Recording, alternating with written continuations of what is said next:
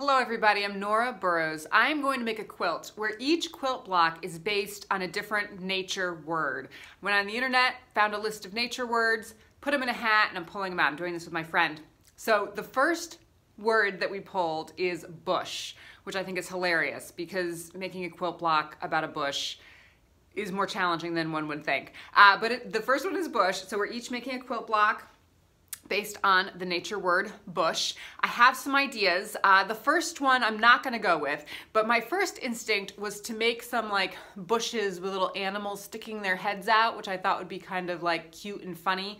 Like maybe even there was like some skunks under a tree flirting, and then the little animals in the bushes were peeking their heads out to see what was gonna happen. I thought that would be kind of humorous. But I also think it would really change the nature of the quilt. It would make the quilt too cartoonish, and this is gonna be a nature quilt, and so I want it to be more flowy and nature-like. So then I started to think, what else can you do with a bush, right? And I thought topiary, right? So, you know, people who cut bushes into like animals, animal shapes and things like that. I thought that would actually be kind of funny, but could still be in kind of the romantic nature of the quilt. So that's what I'm gonna do. I'm gonna give it a try. I think it could come out really poorly, but it could also be interesting. So let's get started and figure this out. My quilt block needs to be 8.5 by 10.5, which is this size here. And I've cut out a couple little topiary pieces. I have a little topiary bunny, whatever animal that is, a camel, and then like a swan. And I don't think I'm gonna use all of these. I think I might just use the bunny because I do have an idea. I have a vision here. But what I thought I would do, I have this brick fabric, so I thought I would make it look like the you know, the topiaries were against kind of a wall with the grass underneath. So this fabric will be my grass. I love this fabric. I only have a teeny tiny bit. This will be the topiary fabric, appropriate with the greenery there, and then the sky. So I have to decide if I want to do the wall kind of straight on, or if I want to do it kind of like I have here, with kind of going on a slant. So let me think about that, cut out a couple pieces. Here's my background. I did decide to kind of go with this diagonal to make it look a little bit more, I don't know if realistic is the right word, but then I cut this out. This is supposed to be like a topiary in a pot. This is just a rough cut to kind of get a size, but I thought I'd put maybe a couple of these on each side, and then maybe the bunny topiary in the middle. I mean, I could go just full animal topiaries, you know, but I don't know if they would read quite topiary-like. But I'm going to start with the bunny. Let me think. So this penguin guy is the least interesting animal shape of all three, but it does look the most bush-like, which might make these other ones read more bush-like. And I was thinking if I put this one kind of down here and then gradually made them kind of go up a little bit farther, it would look like it would go along with this, you know, kind of diagonal of the wall. I don't know. The other option is that I could do, you know, just these two guys,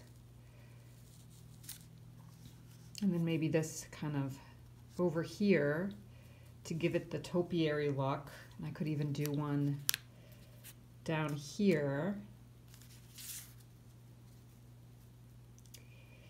Maybe I'll do that. I think that's what I'm gonna do. So let's figure these guys out. I have this piece of kind of heavyweight interfacing that is fusible on one side.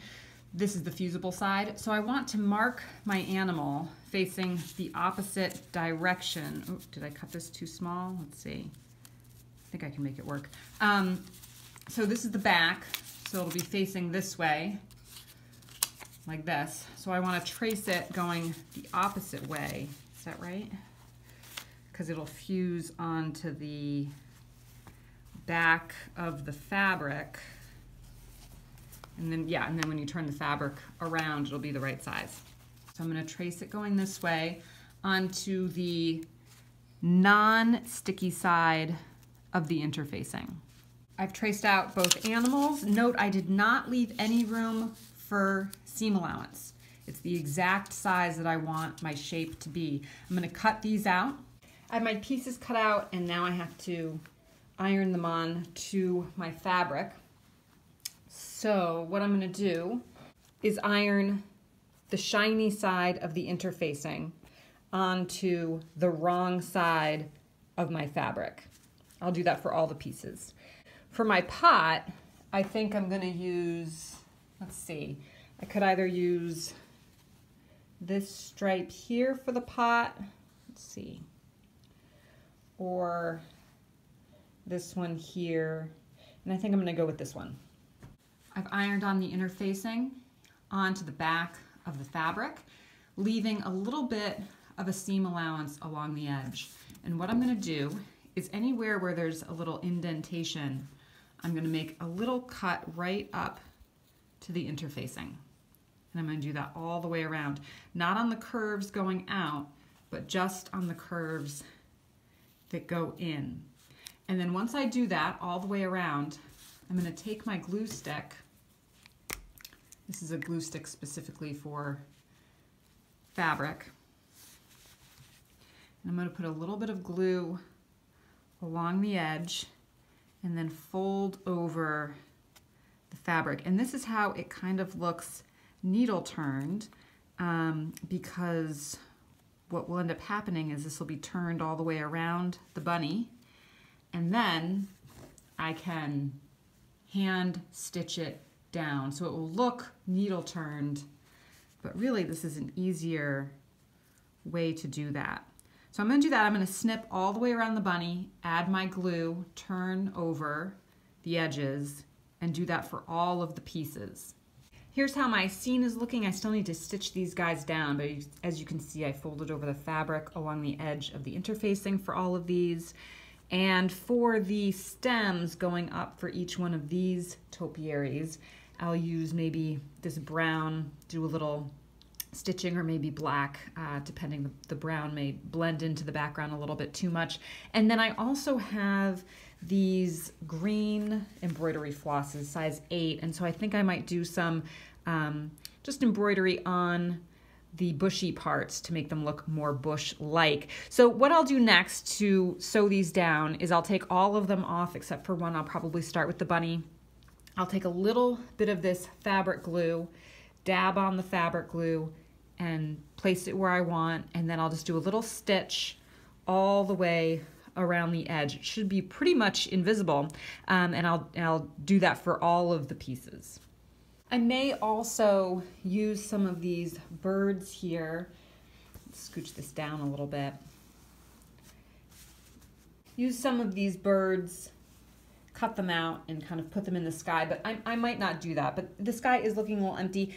The seam allowance will take a little bit off of the sky, but I may do that. The other thing about the applique here is that you don't have to do it this way. You could even just leave it raw edge, just cut out the piece as you want it, and then, you know, raw edge stitch around the outside. There's a whole variety of ways to do applique, but let me stitch these down and then we'll take a look and see how it's doing.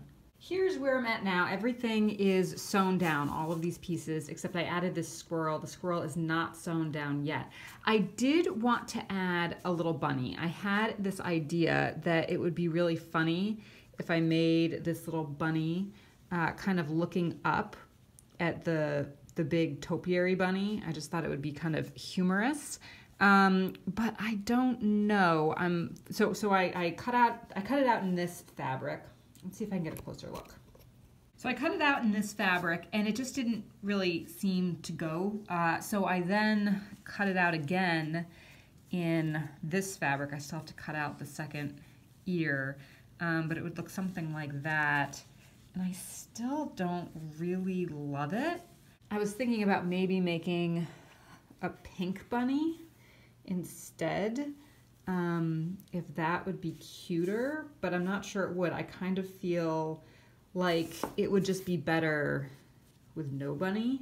I think that visually speaking, I do also want to embroider some ivy leaves some ivy vines rather kind of along the brick wall, which I think will be nice, but it's kind of better without it. So I think what I'm gonna do is sew down the squirrel, and then I did start to do some embroidery in the bush to make it a little bit more bush-like, but it is awfully the same color as the fabric, so it doesn't really read the way that I would love it to. But for now, I'm gonna add my squirrel, and I will do some embroidery on the bushes and then the ivy vines along the wall.